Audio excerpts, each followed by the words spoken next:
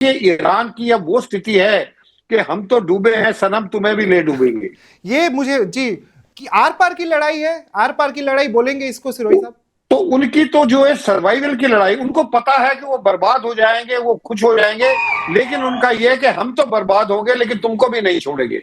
और जो ये सऊदी अरेबिया को, जो अभी आपने एयरकॉम जो कंपनी का नाम अरामको लिया जी। है, अराकोम, तो ये जो अराकोम सऊदी अरेबिया को तो ईरान पनिश करेगा, क्योंकि सऊदी अरेबिया के ही जो है मोहम्मद बिन सलमान ने जो है डोनाल्ड ट्रंप से कह के हमला करा है। एक तरफ वो ये कहते रहे कि शांति करो शांति करो, और दूसरी तरफ उनके कान में जो है फुसफुसा के जो है अयतुल्लाह खमैनी को बढ़ा। तो इनको सऊदी अरेबिया को सिरोही साहब, अगर सऊदी अरेबिया से बदला लेंगे, और अब तो क्लियर हो गया कि वो एक दुश्मन है, बहुत बड़े दुश्मन है ईरान के लिए, तो वो ग्राउंड इन्वेजन क्यों नहीं करते? ग्राउंड इन्वेजन में हो सकता है उनको ज्यादा फायदा हो। अभी अगर सऊदी अरेबिया पे ग्राउंड इन्वेजन करते हैं तो इसका ज्यादा फायदा हो सकता है, क्योंकि एयर स्ट्राइक्स में तो ईरान की हार हो सकती है।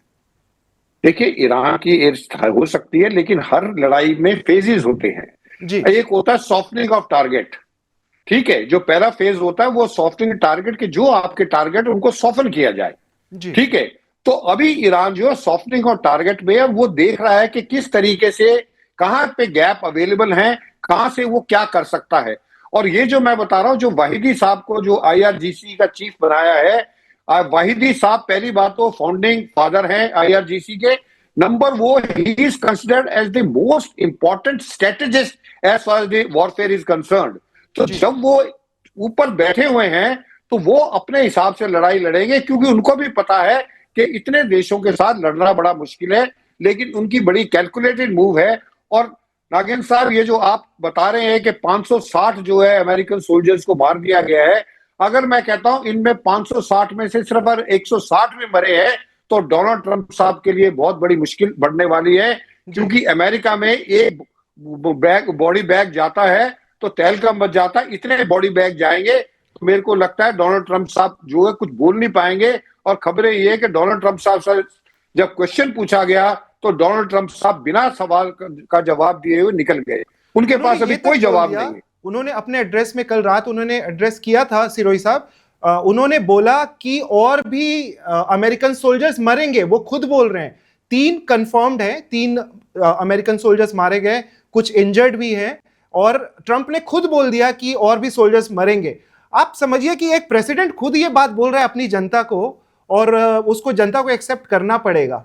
तो बहुत गंभीर मामला दिख रहा है। थोड़ा अब ये समझाइए कि हम पहले बात कर रहे थे कि दूसरे जो देश हैं वो अटैक नहीं करेंगे, लेकिन अब तो मैसेजेस आने लग गए। अब सऊदी अरेबिया भी बोल रहा है, कतार भी बोल रहा है कि ईरान को जो भी उन्होंने हमला किया है उसका चुकाना पड़ेगा, उसका हिसाब चुकता करेंगे ये देश। तो अब अबू धाबी भी, उन्होंने अपनी एम्बेसी भी बंद कर दी, यूएई ने अपनी एम्बेसी बंद कर दी है ईरान में। तो आपको लगता है कि यूएई से कोई हमला आ सकता है, या कतार या सऊदी अरेबिया से भी हमला आ सकता है?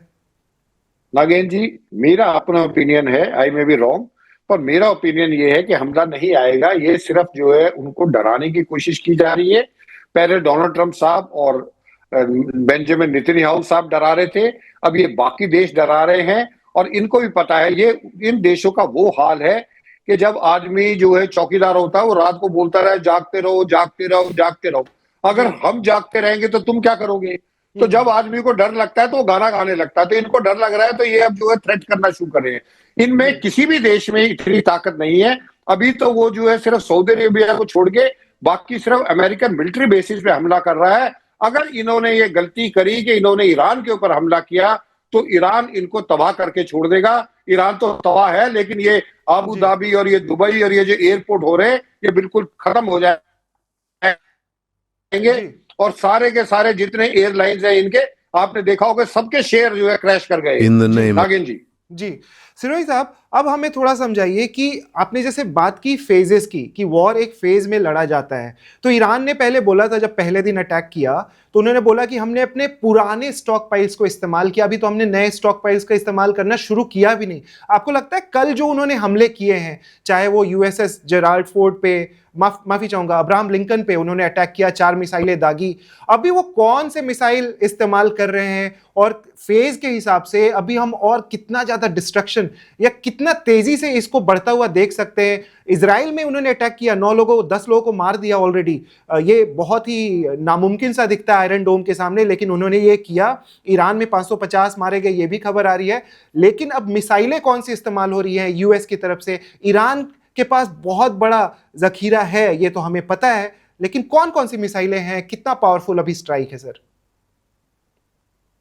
देखिए नागेंद्र जी, मैं आपको ये बता रहा हूं कि ये जो उन्होंने कहा था कि अभी तो हमने पुराने मिसाइल की है।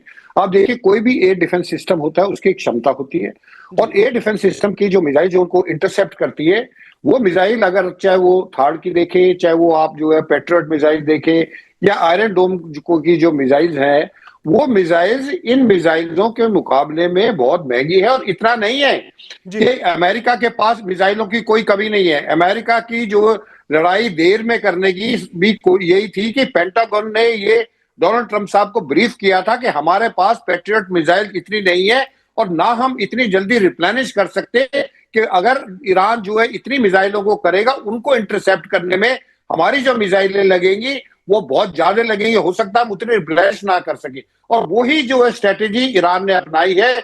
उन्होंने शुरू में वो मिसाइलें फायर करी है जिनका उनके ऊपर भरोसा नहीं था, ताकि इजराइल की और अमेरिका की जो मिसाइल्स हैं उनकी जो है क्वांटिटी कम हो जाए। और जब उनकी क्वांटिटी कम हो जाए, जब उनके इंटरसेप्शन करने की क्षमता कम हो जाए, तो फिर वो अपनी जो आधुनिक मिसाइल्स हैं जो उन्होंने बहुत दिनों से रखी हुई हैं, वो उन मिसाइल्स को इस्तेमाल करे। और यही वजह मुझे लगती है कि अब जो मिसाइल जितनी यूज हो रही है वो वही मिसाइल है, और वो बड़ी कारगर मिसाइल है। जब भी आप देखिए कि जो इंटरसेप्शन करने वाले जो एयर डिफेंस सिस्टम है वो भी इंटरसेप्ट नहीं कर पा रहे हैं, और जो है तबाही जो है ईरान में हो, तबाही जो है बाकी मिडिल ईस्ट की कंट्रीज में, तबाही जो है दिन पे दिन बढ़ती जा रही है।